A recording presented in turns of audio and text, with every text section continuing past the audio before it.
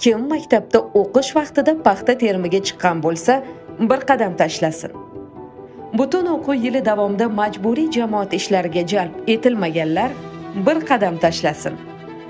Kim maktabda o'qish davrida dala ishlariga jalb etilgan bo'lsa, bir qadam tashlasin.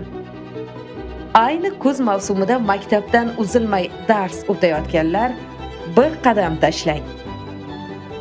Kim maktablarda darslik va qo'shimcha dars vositalaridan qiynalgan? Kompyuter va zamonaviy jihozlar bilan ta'minlangan sinf xonasida dars o'tgan yoki o'tayotganlar kim? Ha, biz bir safdamiz, lekin ta'limdagi bugungi imkoniyatlar qachonlardir orzu bo'lgan. Shunday ekan, aziz yoshlar, bugungi ishonch va sharoitning qadriga yeting.